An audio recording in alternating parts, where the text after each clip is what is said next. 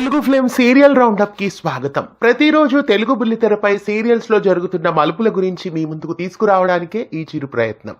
Telugu serials లో జరిగిన ట్విస్ట్ల గురించి, రాబోయే ట్విస్ట్ల గురించి మాట్లాడుకోవడానికి సీరియల్ రౌండప్ మీ ముందుకి వచ్చేసింది. ఇక ఇవాళ ఎపిసోడ్ లోకి వెళ్తే, గుండె నిండా గుడిగంటలు సీరియల్లో మీనా గౌరవాన్ని కాపాడడానికి ప్రభావతి పేరు మీద పులకొట్టుని పెట్టిస్తాడు. మొదటి రోజే 600 రూపాయలు ఆదాయం రావడంతో ఇద్దరు సంతోషంతో పొంగిపోతారు. ఇక రేపటి భాగంలో మనోజ్ పార్కులో ఉండటాన్ని బాలు చూస్తాడు. మొబైల్లో మనోజ్ ని ఫోటో తీసి ఇంటికొచ్చాక నీ సంగతి ఉందిలే అని అనుకుంటాడు. ఇక బాలు ఇంటి దగ్గర అందరి ముందు మనోజ్ గాలి తీస్తాడా? రాబోయే ఎపిసోడ్లో ఏం జరగబోతోంది? రేపటి గుండె నిండా గుడిగంటలు సీరియల్ రేపటి భాగంలో చూడండి. ఇక ఇంటింటి రామాయణంలో ఆఫీస్లో అక్షయ మిస్బిహేవ్ చేశాడని అడ్డంగా ఇరుక్కుపోతాడు. అదే సమయంలో అక్కడున్న అవని ఓ ప్లాన్ ప్రకారం అక్షయ్ని కాపాడుతుంది. సీసీటీవీ ఫుటేజ్ చూస్తే నిజం బయటపడుతుందని చెప్పడంతో తనని ఇరికించాలనుకున్న యువతి అక్షయ్ తప్పు చేయలేదని కాళ్లు పట్టుకొని క్షమించమని కోరుతుంది. ఇక ఇంటికి వెళ్లిపోతున్న అవని ముందు అక్షయ్ కార్ ఆపి థ్యాంక్స్ చెప్తాడు. నేను తప్పు చేయలేదని ఎలా కనిపెట్టావని అవనిని ప్రశ్నిస్తాడు. మీ మీద ఉన్న నమ్మకం అని అవని చెప్తుంది. ఒకే మనిషి రెండు రకాలుగా ప్రవర్తిస్తుందంటే తాను నమ్మలేకపోతాడు అక్షయ్. ఇక ఇంటికి వెళ్ళగానే తల్లి దగ్గరికి వెళ్లి అవని నిజంగానే నిన్ను తోసేసిందా అని తల్లిని ప్రశ్నిస్తాడు.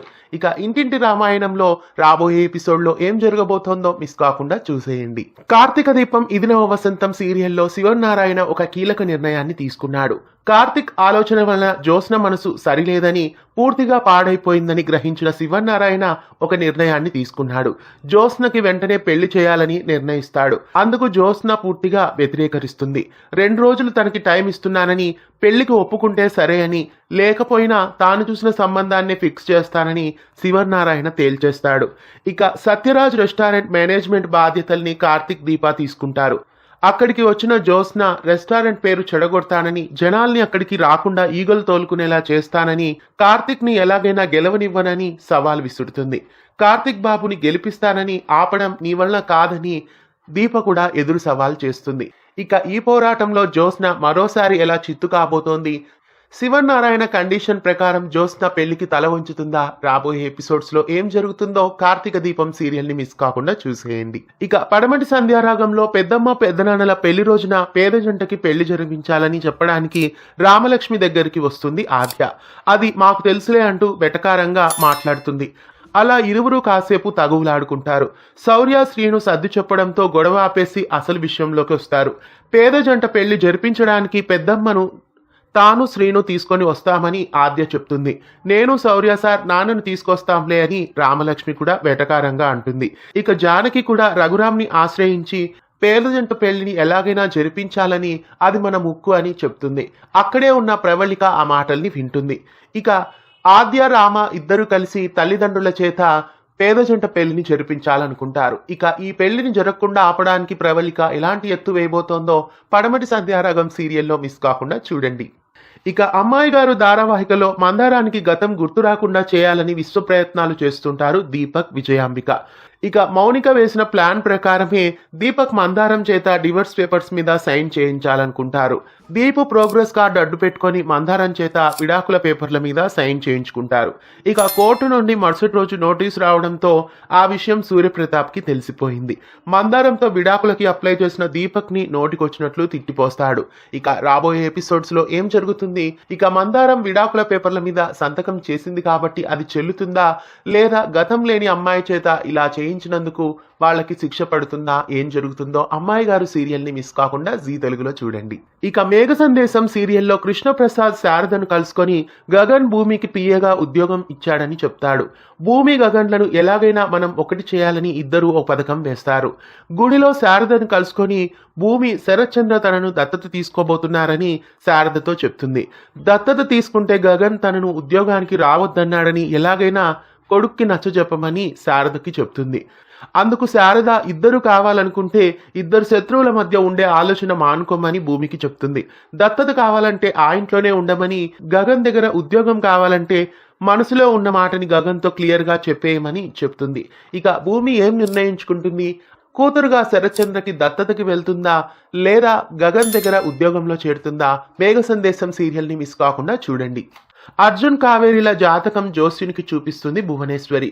కావేరి అర్జున్ల బంధాన్ని ఎవరూ విడదీయలేరని, ఆ ఇరువురు తలుచుకుంటే ఒకటి కావడానికి క్షణం పట్టదని, కాకపోతే ఇరువురి మధ్య యమవలయం ఆవహించి ఉందని చెప్తాడు.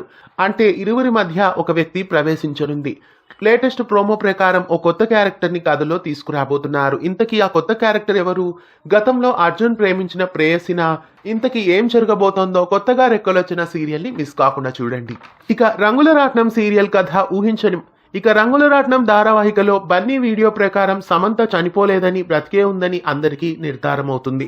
మహి దగ్గర బందీగా ఉన్న సమంతను పైకి పంపించే ప్లాన్ లో ఉంటుంది. పూర్ణ మహి చెంప పగలగొట్టినట్లు చూపించారు. శంకర్ మహి పీక పట్టుకొని నిన్ను చంపి ఈ ఇంటే పాతేస్తానని అంటాడు. మహి శంకర్ కి ఎదురు తిరిగి నీ మనవరాలు నా దగ్గర ఉందని బెదిరిస్తుంది. ఇక రాబోయే ఎపిసోడ్ లో చక్రికి సమంత ఎక్కడుందో తెలిసిపోయింది కాబట్టి చక్రి సమంతని తీసుకొస్తాడు అని అనిపిస్తోంది. రంగుల రాట్నం ఏం జరుగుతుందో మిస్ కాకుండా చూడండి. ఇక బొమ్మరిల్లు ధారావాహికలో హారిక తల్లిని అవమానించినందుకు ఇంటి నుండి వెళ్లిపోతుంది.